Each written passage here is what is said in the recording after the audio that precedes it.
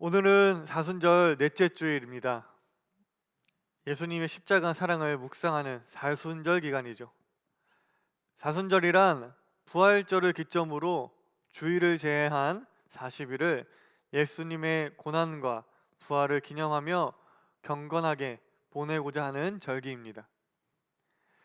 예수님께서는 무엇을 위해 죽으셨을까? 죽으셔야만 했을까? 목숨을 바쳐서 이루고자 하는 것이 무엇이었을까?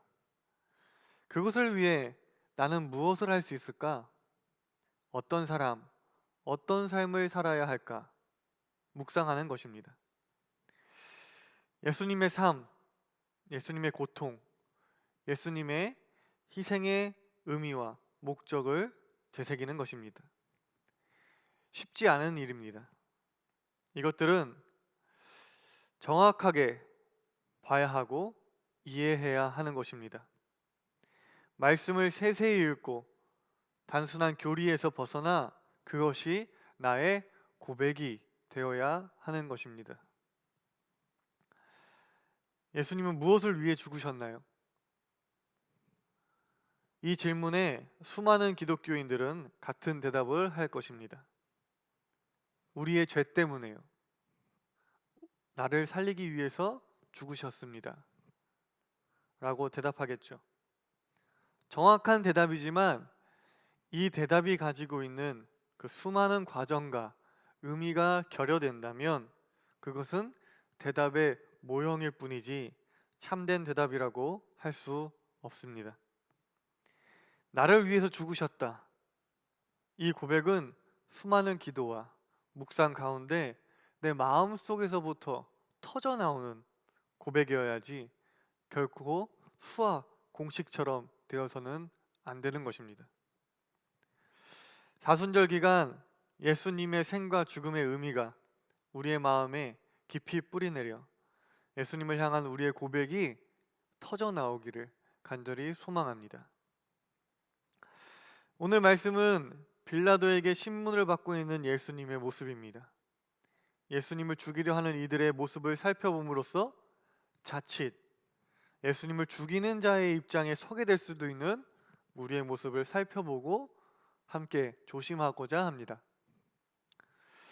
오늘 말씀에 관하여 이야기 나누기 위해서는 앞장의 내용부터 좀 시작해야 될 것 같은데요. 예수님의 말씀과 사역은 제사장들과 바리새인들에게 미움을 샀습니다.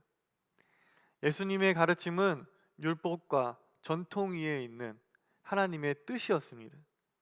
율법과 전통을 온전하게 하고 율법과 전통이 가지고 있는 그 의미와 의도를 더욱 분명하게 하는 것이 예수님의 가르침이었습니다. 하지만 율법과 전통 그 자체가 하나님의 말씀이었던 종교 지도자들에게 예수님의 가르침은 다른 것이었습니다. 그들에게 예수님의 가르침은 굉장히 도전적이었던 것이고 위험한 것이었습니다. 자신들의 위치와 힘을 뒤흔드는 것이었습니다. 결국 예수님은 가룟 유다의 배신으로 종교 지도자들의 손에 넘겨졌습니다. 18장에서 예수님은 유대교의 최고 권력자인 대제사장에게 신문을 받으시고 재판을 받기 위해서 로마의 총독 빌라도 앞에 서게 됩니다. 당시 유대인들은 로마의 식민 지배 아래에 있었기 때문에 재판의 권한이 없었습니다. 때문에 예수를 처벌하기 위해서는 로마 총독의 재판이 필요했습니다. 로마 총독 빌라도는 예수님을 신문하기 시작합니다. 빌라도의 첫 번째 질문은 내가 유대인의 왕이냐 였습니다. 빌라도에게 중요한 것은 예수라고 하는 인물이 로마라고 하는 제국에, 로마라고 하는 세계 질서에 위협이 되는 인물인가 하는 것이었습니다.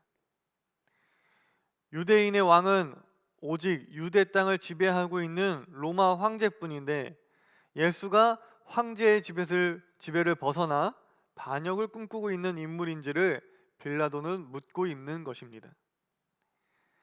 하지만 예수님이 이루시려고 하는 세상은 그저 국경을 가진 나라, 한 제국이 아니었습니다. 그것은 국경과 땅을 초월한 것이었습니다. 힘과 권력이 있는 어떤 특정 한 사람이 다스리는 세상이 아니라 하나님 아래 모두가 평등하고 서로가 사랑하는 세상이었습니다. 18장 36절 말씀입니다. 예수께서 대답하시되 내 나라는 이 세상에 속한 것이 아니니라. 만일 내 나라가 이 세상에 속한 것이었더라면 내 종들이 싸워 나로 유대인들에게 넘겨지지 않게 하였으리라.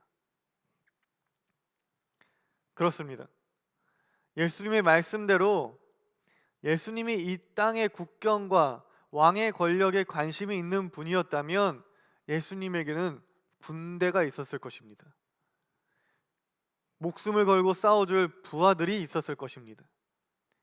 그렇다면 지금처럼 이렇게 잡혀서 빌라도 앞에 서게 되는 상황도 생기지 않았겠죠. 예수님의 대답을 듣고 빌라도는 다시 묻습니다. 그렇다면 왕이 아니냐? 빌라도는 재판관으로서 그렇다, 아니다 라고 하는 확실한 대답이 필요했겠죠. 예수님은 아니라고 대답하지 않습니다. 예수님은 말씀하십니다. 나는 왕이다. 나는 진리를 증언하기 위해 태어났고 진리를 증언하기 위해 세상에 왔다. 진리에 속한 사람이라면 누구나 내가 하는 말을 듣는다. 그러자 빌라도는 진리가 무엇인지 묻습니다.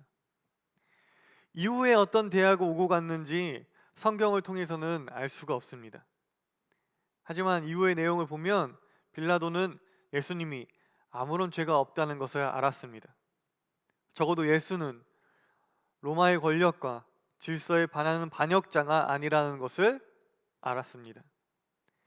빌라도는 사람들에게 나와 말합니다. 나는 그에게서 아무 죄도 찾지 못하였소. 계속되는 성경 말씀을 보면 빌라도는 죄가 없다고 판단되는 예수를 풀어주기 위해서 꽤나 애쓰는 모습을 보입니다.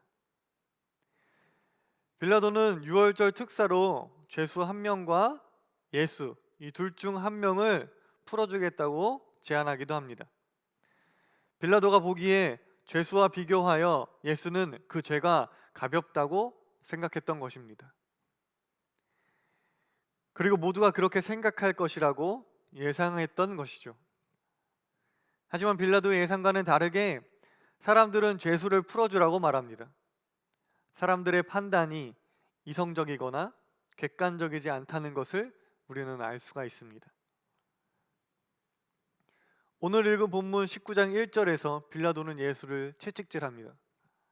그리고 사람들에게 예수를 보여주며 말합니다. 피범벅이 된 채찍을 맞아 다 죽어가는 예수를 보여주며 말합니다. 나는 그에게서 아무 죄도 찾지 못했습니다. 빌라도는 피범벅이 된 예수를 군중에게 보여줌으로써 사람들이 동정심에서라도 예수를 죽이지 않게 하려고 했던 것입니다. 하지만 이 모든 생각이 무색하게도 제사장들과 유대인 무리들은 예수를 십자가에 못 박아 죽이라고 소리 높여 외칩니다. 그들의 마음은 이미 죽이겠다는 생각으로 가득했던 거죠. 곤란해하며 예수를 풀어주려고 하는 빌라도를 유대 종교 지도자들은 강하게 밀어붙입니다. 예수를 죽이지 않는 것은 로마 황제에게 충성을 다하지 않는 것이라며 예수를 죽여야 한다고 요구합니다. 결국 빌라도는 군중의 요구가 두려워 예수를 십자가에 못 박으라는 형벌을 내리게 됩니다. 빌라도에게 있어 가장 중요한 것은 문제가 없게 하는 것이었기 때문입니다. 자신이 다스리고 있는 지역에 큰 마찰이나 문제 없이 조용한 상태를 유지하는 것이 통치자로서 가장 중요했던 것이죠. 이러한 상황을 보고 있으면 참 아이러니하다는 생각이 들기도 합니다. 로마의 법으로 예수를 판단하고 있는 총독은 예수가 죄가 없다고 판단하지만 유대의 종교 지도자들과 그들을 따르는 무리는 종교적인 이유로 예수를 십자가에 못 박아 죽이라고 외치고 있으니까 말이죠. 세상의 법은 예수를 풀어주려고 하는데 종교의 법은 예수를 죽이라고 말합니다. 무섭다는 생각이 들기도 합니다. 하나님의 이름을 모독했다며 하나님을 위한 것이라며 피범벅이 된 무력한 한 인간을 보면서도 한 가닥의 동정심 없이 미움과 증오로 가득 차서 그저 죽이라고만 말하는 그들의 표정과 눈빛은 참으로 무서운 것입니다. 그들에게 하나님은 도대체 어떤 분이었을까요? 그들에게 신앙이란 무엇이었을까요? 예수가 자신의 소중한 사람을 죽인 것도 아니고 자신의 재산을 빼앗아간 것도 아닌데 그 증오와 미움은 도대체 어디서부터 온 것일까요? 그리고 그들은 그 증오와 미움이 왜 하나님을 위한 것이라고 생각했던 것일까요? 하나님을 위한 것이 아니라는 것을 잘 알면서도 그랬던 것일까요? 예수님을 죽이는 첫 번째 유형의 사람들입니다. 그릇된 신앙으로 눈이 가려진 사람들, 하나님 신앙 위에 미움과 증오를 세운 사람들입니다. 이러한 사람들의 생각과 판단이 때로는 세상의 법보다 더 잔인하고 무서울 수 있다는 것을 우리는 예수님의 재판을 통해 알 수가 있습니다. 세상의 법은 끊임없이 보완되고 시대에 맞게 변화됩니다. 완벽한 법이란 것은 없죠. 불완전하고 불안정합니다. 세상살이가 달라지면 변화되기 마련입니다. 또한 법은 해석하기 나름이고 여론 또한 중요합니다. 같은 잘못이 상황에 따라 다르게 판단될 수 있습니다. 하지만 하나님의 법은 그렇지 않습니다. 절대적이고 변하지 않습니다. 시대가 변하고 사람이 변하여도 다수의 의견이 변한다고 할지라도 하나님의 법은 변하지 않습니다. 그렇게 우리는 그것을 진리라고 부르고 그것이 우리를 변함없이 구원한다고 고백합니다.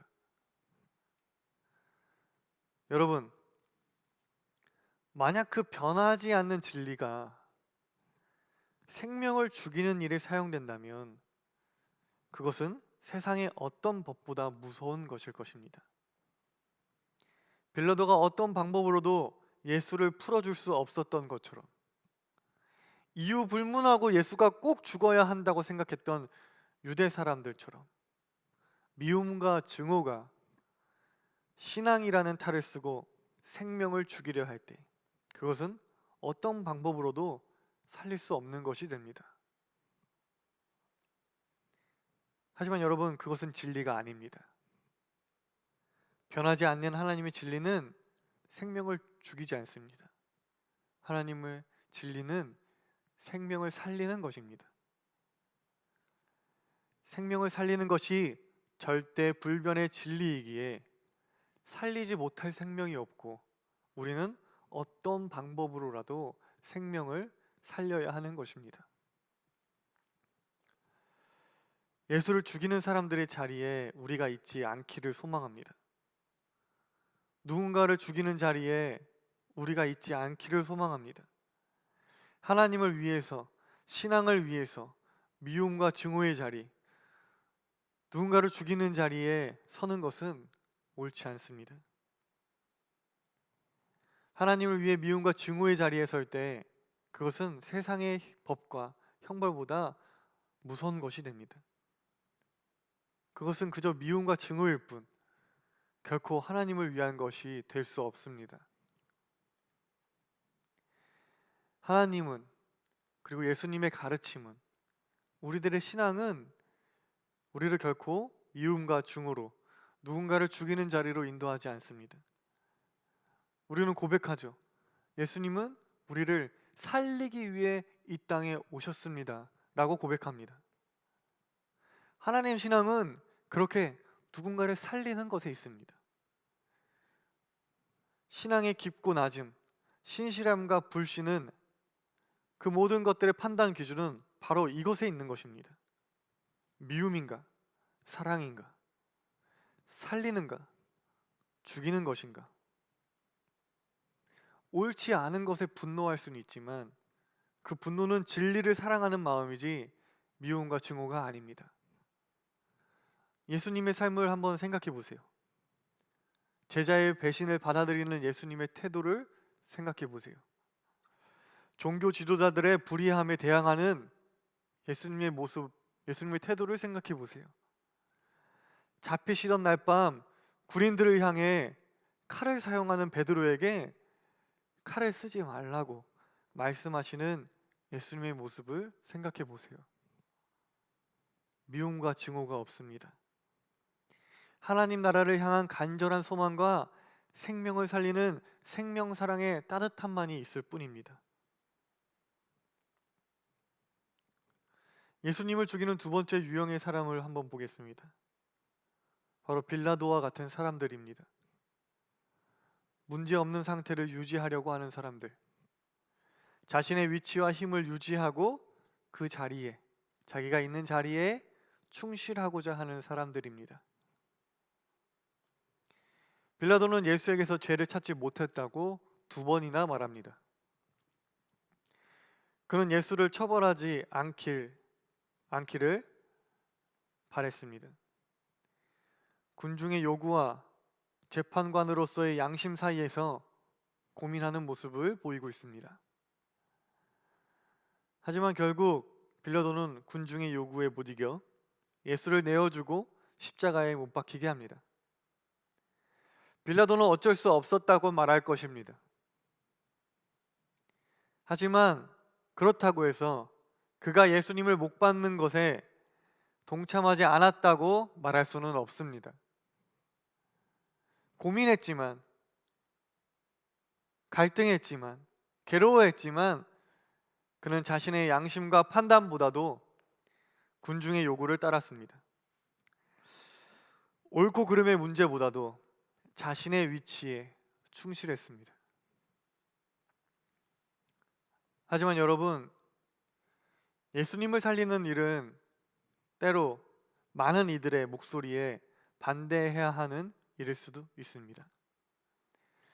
예수님을 살리는 일은 지금 내가 있는 위치를 위태롭게 만드는 일일 수도 있습니다. 진리를 말하기 위해 이 땅에 오신 예수님을 살리는 일은 그렇게 모험과 용기가 필요한 일일 수 있습니다. 예수님을 살리는 일은 어떤 사건을 내 위치와 내 자리에서 보는 것이 아니라 마지막까지 신앙의 마음으로 하나님의 옳고 그름으로 그 사건을 바라보려고 노력하는 것입니다. 우리는 언제든 신앙 위에 미움과 증오를 쌓아 올린 유대 종교 지도자가 될 수도 있고, 내 자리를 지키기 위해 양심을 포기하는 빌라도일 수도 있습니다. 우리는 그렇게 예수를 죽이는 자리에 나도 모르게 서게 될 수 있습니다. 그 자리는 갑자기 서게 되는 것이 아니라 서서히 서게 되는 것이기에 우리는 삶의 작은 발자국을 신중하게 생각하며 걸어야 합니다. 작은 미움도, 작은 타협도 허락하지 않으려고 하는 마음이 우리로 하여금 생명이 살아나고 사랑이 가득한 하나님 나라로 인도할 것입니다. 다 함께 기도하겠습니다.